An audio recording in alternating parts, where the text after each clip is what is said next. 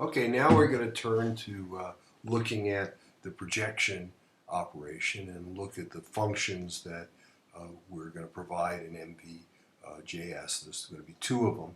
Well, actually three, one for orthogonal viewing and two for perspective viewing. And we'll have to look a little bit at the mathematics here, and we'll look more at it next week when we get the full projection matrices. But what I want to do is at least introduce it at the point to understand that we're going beyond the affine transformations we've been using before to get rotation, translation, and scaling, which we could have used to position the camera. But now when we start talking in particular about perspective projections, it gets a little bit more complex, and we go into what are called projective transformations. So let's start with the simplest possible projection, which is we do an orthogonal projection, and we project directly into the plane z equals 0. That's what we've been doing essentially by default, because if we don't do anything else, the clipping and clip coordinates assumes you have a orthographic projection. What we're going to see next time is that the way we get a more general case, because I went through this lecture with classical viewing, and we said, oh, what happens if you now move the projection plane and it's no longer parallel to a principal face, and what happens if the projectors are not orthogonal to that projection plane anymore? Well, it turns out we can get all of those, but the trick will be that in order to implement this and use the hardware, where the hardware is really geared towards doing orthographic projections. In fact, it's exactly what happens in clip coordinates. What we're going to do is go through a process called view normalization, where we convert every other view to this default view. And so the idea is that we distort everything so that the projection of the distorted image gives us the projection we wanted in the first place. And that's what we're going to be talking about next week. So today, don't worry too much about, oh no, that isn't the most general view, because if you can do the simple view, I'll show you next time how you can do the more complex views. So here's the simplest projection, and if I want to represent that in homogeneous coordinates, we use this simple 4x4 matrix. It's almost an identity matrix. It leaves the x alone, it leaves the y alone, and converts the z to 0 and leaves the w component alone. So that if you project a point, you get x, leave y, set z to 0, and leave the w component alone, so you know that it's a representation of a point. Now, however, there's one little bitty change we're going to make. We're going to say the default here really is going to be an identity matrix, so we'll put the 1 back.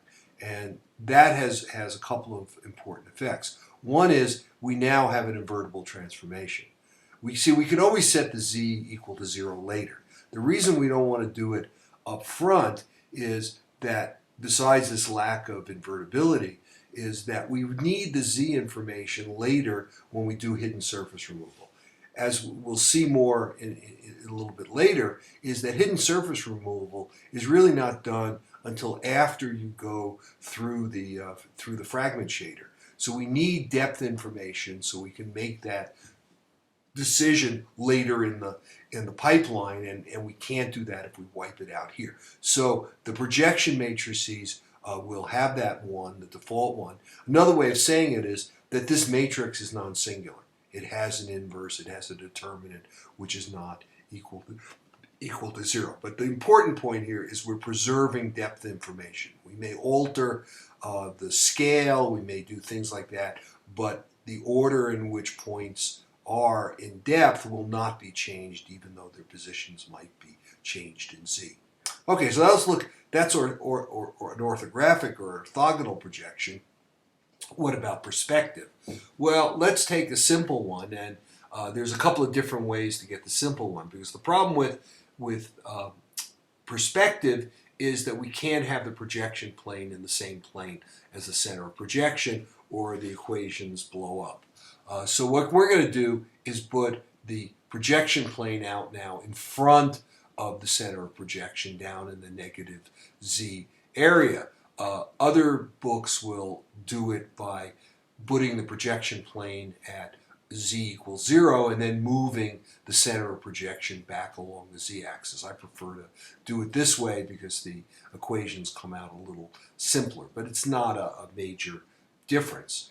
So here's, if I look at that from the top view and the side view, I get two pictures that look like this. So I'm taking this and I'm looking at it from one side, and I'm also looking at it from the top so that I can get equations to give me where does x, y, z project into. Okay, now I know the zp is always going to be wherever I place this plane, but what are xp and yp? And I get that basically by looking at the side view and noticing that the triangle I form here is the same as the triangle I form by just dropping a perpendicular from x, y, z, and then I can use the fact that the ratios or the tangents of those angles will be the same. So here's what you get from a top view. We're looking at it from the top. So remember, the z is going down when I look at it from the top. The x is going to the right.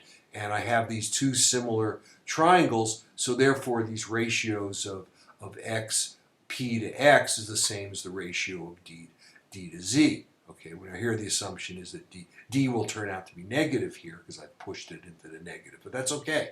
If this is minus 1, then this becomes just minus x over z. Likewise, when I look at it from the side, I see the yz plane. So now I have z equals d coming up straight up here. Again, these two triangles are similar, so I get the equation yp equals y over z over d, which are the standard form of perspective, and the z's are always the same. I mean, I'm always projecting into this plane zp equals d, so these are the three equations. Now, this doesn't look like homogeneous form. As we've seen way at the back at the beginning of the class, this explains a lot of things about perspective, because if z is larger, meaning that the object is further from the viewer, things get smaller because the projection gets smaller because you're dividing by the value of z. You also see that these equations for x and y, the projections, are nonlinear. So you think, oh, this is a different world. Everything we've done so far is linear. But here again, homogeneous coordinates come to your rescue. If I look at this in homogeneous coordinates with a certain 4x4 matrix to represent this projection, look at what happens. So here's the matrix I want to use. Notice what it'll do. So I'm going to multiply it by x, y, z, 1. So it leaves the x alone, x times 1, y times 0, z times 0, w, which is 1 times 0. It leaves the y alone. It leaves the z alone, but it does something different to w. Remember, long ago I said in homogeneous coordinates, if it's a vector, the w is 0. If it's a point, the w is 1. But the generalization of that is as long as w is not 0, it's going to be a point. But we prefer to have w equals 0 because then I don't have to worry about dividing it out. Here, I'm actually in perspective going to change that w, because look at what this equation says. It says multiply by x, y, z, 1 on the right. 0, x times 0, 0, y times 0, 0. This term is now z over d. And the w 1 multiplies 0. So this is what you get out. If you do p equals m times q, you get x, y, z, z over d. That doesn't look familiar unless we do one trick. In homogeneous coordinates, the rule is that in order to go from 4 dimensions back to 3 dimensions, you divide by the w if it's not 0. So if I divide by this w, look what happens. X becomes x over z over d. That was the equation we just had over here. If I divide by the y term by z over d, I get the y that I had over here. And finally, if I divide the z by z over d, the z's cancel out. I get 1 over d, which is in fact just d, which is the value of the projected z. So in fact, if I use this particular matrix, I do get the equations of perspective. So this is our basic perspective transformation, which required this one extra operation because I didn't maintain W as 1, which is known as perspective division. So here's, this is just saying that we have to do this the perspective division. Do we really care? No, because it says, oh, division is going to take more work. That was true in the very early graphic systems. It was a really big deal when the first Evans and Sutherland system came out, and it actually could do perspective when any of the other systems at that time couldn't, because it actually built a division into hardware. Now it's basically just a non-issue. So perspective requires this. This is known as obviously as a perspective projection, and this is a perspective projection matrix. We can use it in a way as we did with the orthogonal, make it non-singular. We'll put a constant over here so it's non-singular, and so that we can maintain depths. And next lecture I'll show you how we change these two terms here so that we can do that and maintain that information. But for now, this is the important thing, that it's another wonderful extension of our use of homogeneous coordinates. Okay, now let's look at the actual functions we're going to use in WebGL. So here's orthogonal viewing, whether it's WebGL or desktop OpenGL. The old function was called ortho, and what you start with is you start with a clipping plane. So this is how we describe our synthetic camera lens, not necessarily by the angle of view or by the focal length as you would with a standard camera lens, but by describing the volume that it sees. So in orthogonal, all the projectors are parallel, so what I wanted to do is describe a box here, and I could describe it in any plane, but I could do any plane of constant z by giving you the bottom left corner, which has an x coordinate of left and a y coordinate of bottom, and the top right then has coordinates right, top, and if I allow now, which I will, front and back clipping plane, then you have a minimum z and a maximum z. Now here's where one place where it could be a little confusing, but as long as we're consistent, we shouldn't have a problem, is that historically there's always been this problem of left versus right-handed coordinate systems. That art people tended to use a left-handed coordinate system, all the engineering people and now virtually all the graphics people prefer to use a right-handed coordinate system. Now you can use your right hand to say, oh, if X is your thumb and your index finger points up, that's Y, and it's right-handed, the Z points out of the plane or towards you if you're using your hand. Left-handed coordinate system, if you have X and Y this way, Z points the other way. The problem is that if you don't know which, you're obviously pointed in the wrong direction. There's a tendency, and older graphic systems did this, and I remember it was very, very confusing. When they did the modeling, they were in a right-handed coordinate system, because that's what engineers and mathematicians and scientists like. When they did the viewing, which was considered more sort of the artist's view, they switched over to a left-handed coordinate system, which would have been okay as long as you had no access to anything past the front end. But if you had any functions that manipulated what went on side, in particular functions that affected the viewing, now you had to worry about, oh, these parameters in a left-handed system, these are in a right-handed system. So OpenGL in a way is sort of in the middle. And in fact, in OpenGL you do have the desktop, you do have the ability to say, I always want to work in a left-handed system. But let's start the way we're going to do it in most people. We're in a right-handed system. The only place you're getting into a problem is right here. That the distances of the camera, so here's this default camera sitting over here at the origin, pointed in the negative z direction. And it has a front clipping plane saying everything before that front clipping plane we're not going to see, and it has a far clipping plane, which everything past there we're going to throw away and clip out. And that's why we get this box. But the distances for near and far, the distances in this function ortho, are going to be measured from the camera. They're not going to be z values. See, left, right, top, and bottom are values in the XYZ space.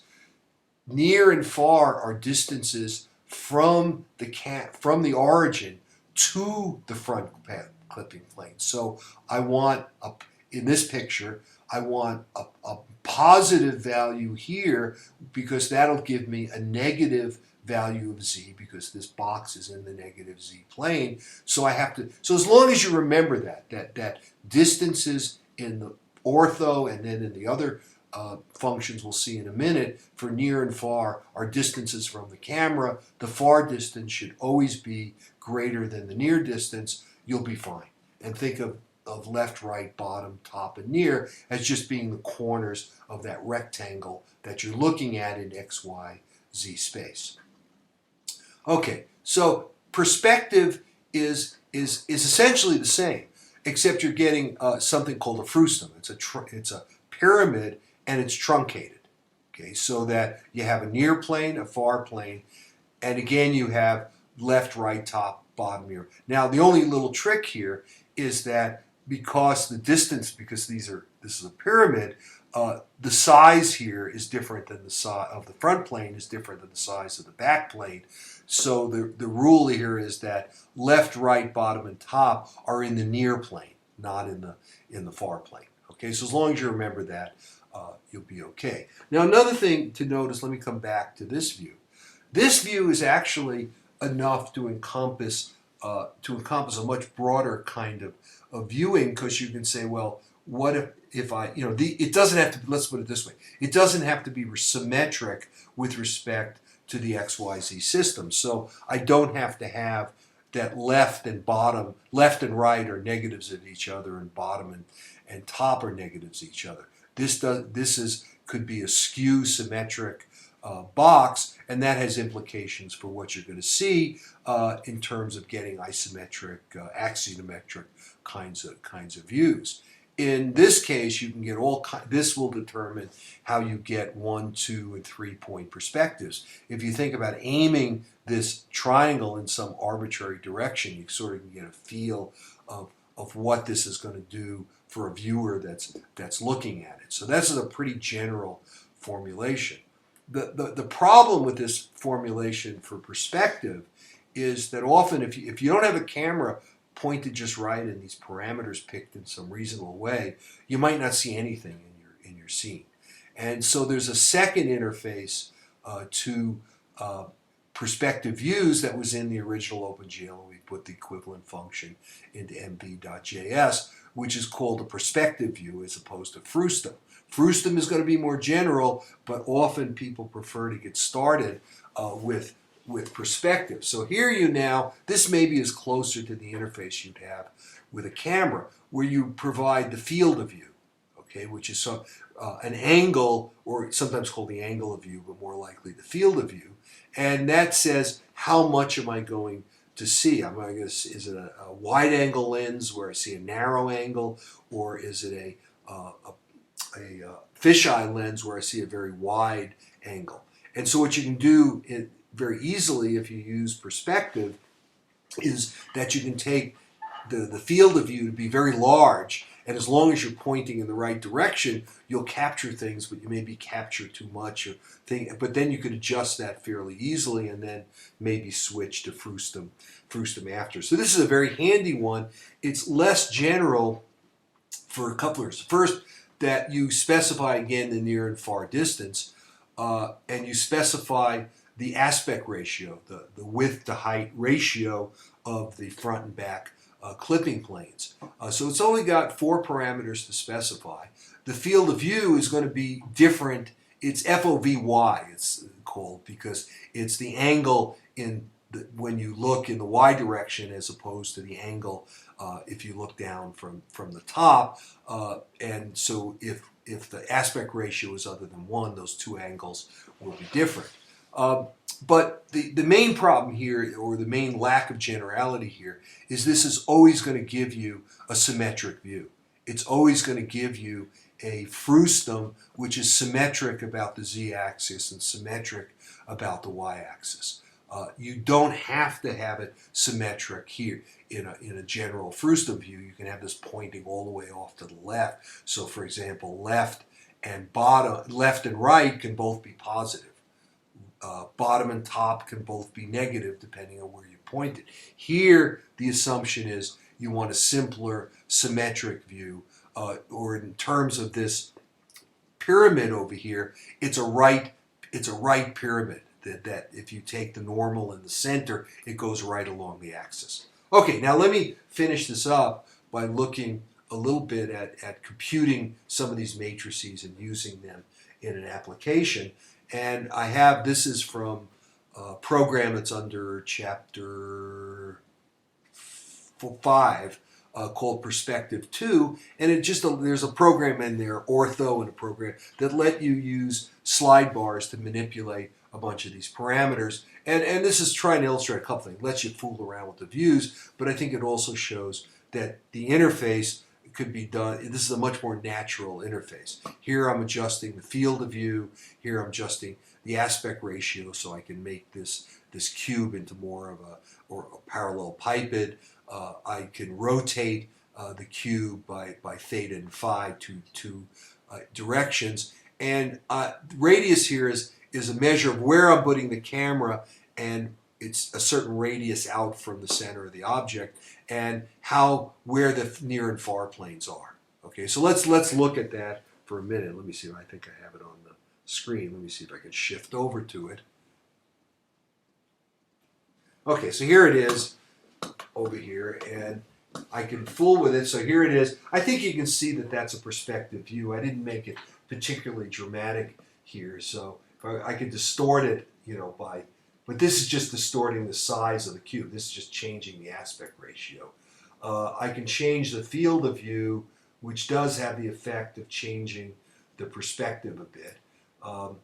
And I can rotate the thing if I want. See, rotation gets a little stranger because you can't do everything about the origin in perspective, but you see. Now, the thing I wanted to demonstrate here is you have to be careful about the near and far clipping planes, because those clipping planes are measured from the camera. So if I start moving the camera, I'm moving the clipping planes. The clipping planes they're in camera space, they're not in the world or object space. So you can very easily, by moving the camera, start clipping your object, and I could show you that. I guess I can do that here, sort of what happens. Let's see, let me grab this. If I can really, I want to change the near plane. That's what I want. See, now what I'm effectively doing, well, I'm just moving the near plane in this. And notice now you're seeing the inside of the box, and you're seeing the colors of the other faces. So you have to be very careful of that. Or if you do something like, if I try and rotate it, let's see, rotate it. You see what I'm clipping or not clipping changes when I do that, and that's going to be true in an orthogonal view too. So let me go back to the slides and try these. Try these. There's the ortho. There's two perspectives in there on the website. So going back here, let me come back to this picture. Let's do this one. You see, these are attached to the camera, and these planes. And so here's your clipping volume. And if I start playing around with this clipping volume, and the object is staying where it is, but I'm moving around the volume, I'm going to wind up potentially clipping out different things. And if I make the volume too big, then in perspective, I may make the objects too small, or I may see things I don't want to see. So there's this interaction you have to be a little careful of. Okay, so let me finish up by looking at how we actually wind up using. So here's a part of the JavaScript code from Perspective 2, and I just want to show you that we're using, so this has both parts in it. Okay, it has a model view matrix, which is going to be computed just using the lookat function. All I want for that is, see, I'm still rigging the coordinates, so I don't have to scale the objects yet. But I just want to get the view I want. So lookat here is changing where the viewer is. In this application, I think I have the viewer just circling around the object and always looking at the center, and the up direction is always the y. So somewhere outside of here, there's global variables that set the at and the up. But as I go along, what I'm doing is I'm changing the position of the eye, and here's just some trigonometry. To do that, and within the render loop, I form a new model view matrix. I form a projection matrix, using the perspective function, using near and far. All of these have been set globally. I'm not changing the projection. But one of the big point I want to make here is where are we actually doing it? We're doing it in the vertex shader. So I now use the GL uniform matrix for FV function to send out the model view and the projection matrices, which are set up as we did when we were talking about transformations and moving them to the shaders. And we need the flatten function to convert them into 16 constants or floating point numbers that are used by OpenGL. And so we send out the model view matrix, we send out the projection matrix, and I draw the arrays and I sit there in this render loop. The shader itself in this kind of example is almost trivial. It takes in a position. If we're doing our standard thing of interpolating colors, we send in a color and then I just send it on as a varying variable off to the fragment shader, the rasterizer, which first that will convert it into a color for each fragment by interpolation. That's what we were doing before, and now I bring in these two matrices as uniform mat4s from the application, and now look at what I have to change. All I have to really do here is multiply the position by first the model view matrix and second by the projection matrix, and now that's my output position. So it's very, very simple once you sort of know what you want to look at and what you want that volume to be, and whether you want a perspective or orthogonal projection.